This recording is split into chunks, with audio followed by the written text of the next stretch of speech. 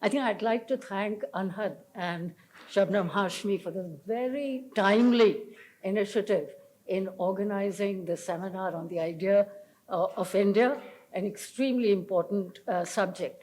Now, we have heard this afternoon extremely important presentations about the historical, cultural, economic ideas of India and the idea of India through the lens of the media and information and the importance of information to the idea of India.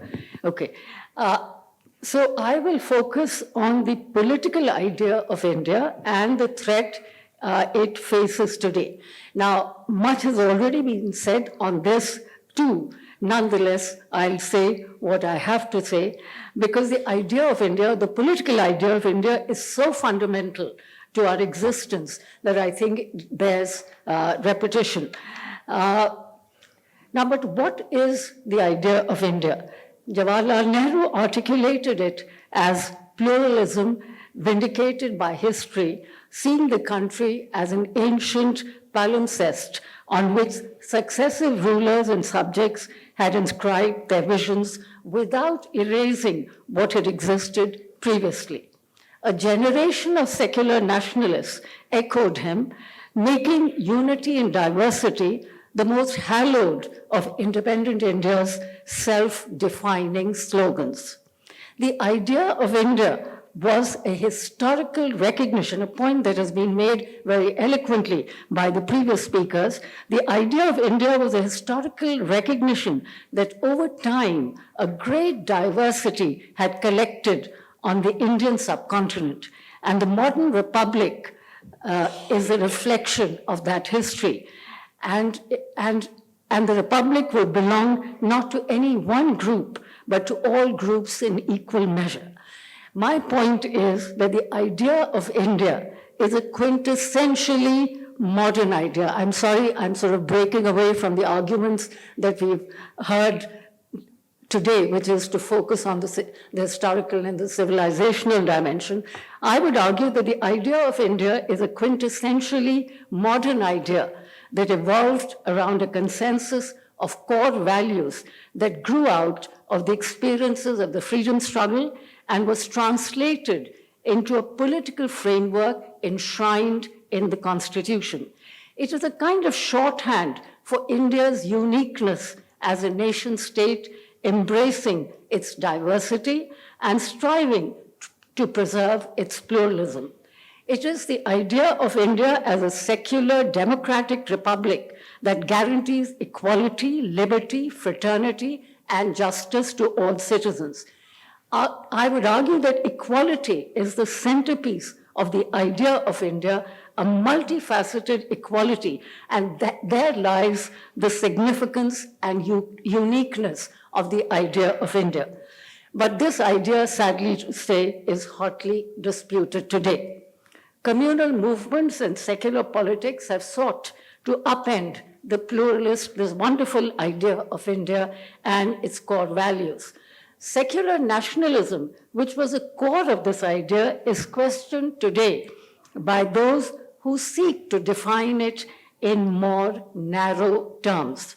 It is contested by the strategies and actions of those in power that prefer to disregard diversity and pluralism as relics of the past and to affirm instead an alternative idea of India as a Hindu nation where minorities exist but are expected to be subordinate or subservient. So the idea of India then is challenged on three fronts: pluralism, nationalism, and democracy. And all three are closely intertwined. The first challenge is to pluralism. As has been said by several of the speakers, India is the world's most complex and comprehensively pluralistic society. It is home to a vast variety of castes, tribes, communities, religions, languages, customs, and living styles. Just to illustrate the complexity of our culture, most households in India speak 2 to 3 languages. The national anthem emphasizes India's diversity most beautifully in a similar manner. The first verse is a series of names of different geographic regions, ethnicities, and cultures. India is hailed as Punjab, Sindh, Gujarat, Maratha, Dravida, Utkala, Banga in the same verse. The Indian subject then is thus someone who can be many things and one thing all at once. No single culture or language or identity is central to Indian identity or, more importantly, to Indian unity.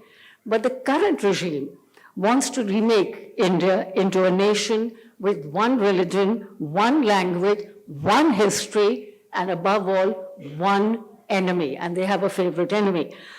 The second challenge to the idea of India comes from the new notions of nationalism. The greatest irony, as was pointed out by Aditya Mukherjee and possibly by others too, that the greatest irony is that the forces now most vociferous in laying claim to true nationalism or to nationalism more generally were absent from the freedom struggle. I think this bears repetition, and I think we must make this point again and again, that they were completely absent from the freedom struggle.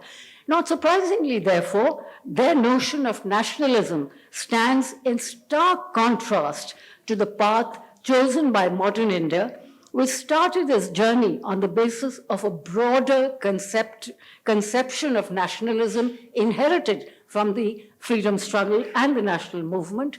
And indeed, much of India's social progress was closely tied to its preservation of diversity and cultural heterogeneity. Thus, instead of basing its nationalism on the idea of a homogeneous people, as every European nationalism had done in the 20th century, in the first half of the 20th century, the Congress here built on its claim to represent different sorts of people. It's another matter that it did not succeed fully, but nonetheless, it certainly built its claim to represent different sorts of people or everyone. But the public discourse today is extremely nationalist, but it is not a nationalism which can accommodate differences. In the current discourse, nationalism is defined and identified as a doctrine of uniformity, broking neither difference nor dissent. And this is extremely important, neither difference nor dissent. When nationalism is defined by a single identity, which can either be language or religion or ethnicity, then nationalism gets derailed into majoritarian nationalism, or in our case, it is clearly Hindu nationalism. And majoritarianism is an ideology that invariably creates two classes of citizens. Those considered natural citizens, Jews in Israel, Muslims in Pakistan, Sinhala Buddhists in Sri Lanka, and those who live under their protection, Arabs in Israel, Hindus in Pakistan, and Tamils in Sri Lanka. No matter how earnestly such states claim to be democratic, or such states enumerate the rights enjoyed by its minorities, they remain second-class citizens. The third challenge, which is related to the two challenges that I've just mentioned, is and I think it's really the most serious, and as a student of politics, obviously I consider this to be the most significant. So the third challenge is the restructuring of democracy as a majoritarian democracy. In 1947, India was determined to be a non-sectarian democracy, powered by universal adult franchise.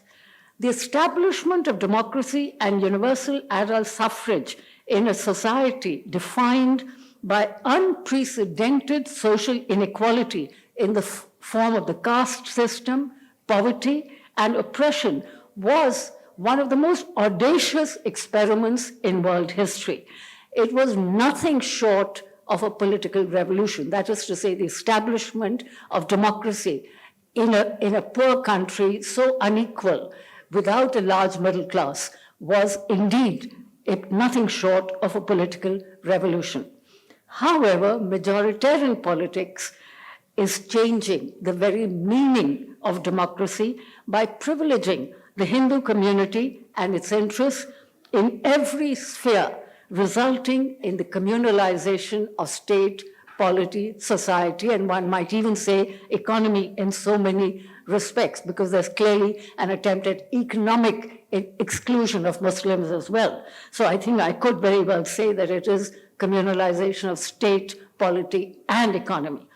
This conception of democracy rests on the false assumption that permanent majorities exist from the start and that they are fixed forever.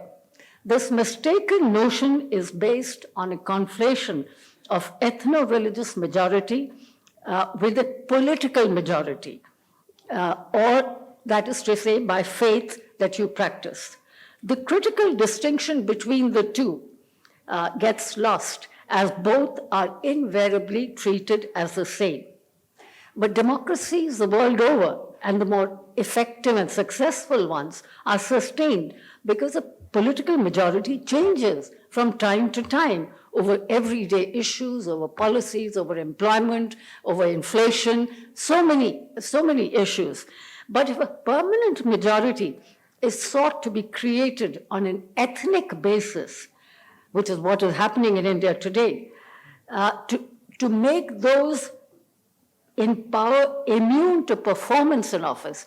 And I would here, Santosh Mehrotra raised a very, very important issue as to why, despite everything that is happening, why are people continuing to vote? I would say, in addition to the very important issues that he raised, some of the data points, I think a key issue is that there is an attempt to establish a permanent majority on the basis of a demographic trait or on an ethnic basis, to make those in power immune to anti-incumbency or performance in office. If this happens, as has happened, and I'm inclined to think that the ruling party was re-elected in 2019 for some of these reasons, and of course, some other reasons which have to do, of course, with the way in which they used issues of national security. So then if there is an attempt to establish a democracy on an ethnic basis, to make those in power immune to performance in office, we will get the divisions and the democratic decline and democratic backsliding that we are witnessing in India today. There is a fourth challenge noted by some commentators with regard to the idea of India, and that is a contestation between the federal and unitary idea of India. Now, I have not discussed it because in the larger scheme of things, as I understand it, the decisive battle is between a secular and communal idea of India, and not so much between the federal and unitary ideas of India. It is important to remind ourselves, in the context of our discussion today and in the context of our discussion of the idea of India and a discussion of national identity, that several multi-ethnic states have broken up. Yugoslavia has broken up, the Soviet Union was splintered, Pakistan split into two. India, however, remains united. Why? Because India did preserve and protect a viable idea of itself as a nation.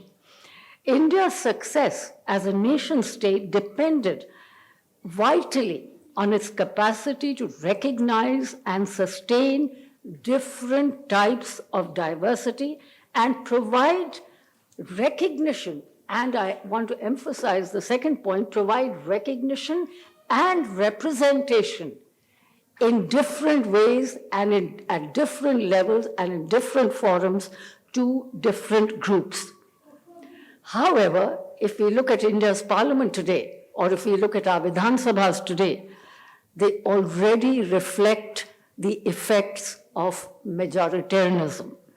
The ruling party does not have Muslim members of parliament, It does not have Muslim members in Vidhan Sabhas, and this can be illustrated by the most recent example, which is the forthcoming Karnataka Assembly elections. So far, I mean, they have more or less announced tickets for most of the seats. They have not given a single ticket, once again, to a Muslim, even though Muslims constitute virtually 11% of the population. And the point is not their numbers. They're a very significant, historically, politically, and socially, they're a very significant part of Karnataka society and polity. And yet, the ruling party has not thought it fit to give a single ticket, and it obviously wants it to be known, as it has done so in UP and so on. It wants it to be known that it is not giving a single ticket to Muslims. Now, this, however, is in stark contrast to trends in other countries. Despite Brexit and the concerns about illegal migration and sort of structural racism of the police system in London or New York and in very many big cities in America, members of racial and religious minorities remain in the vanguard of British and American politics.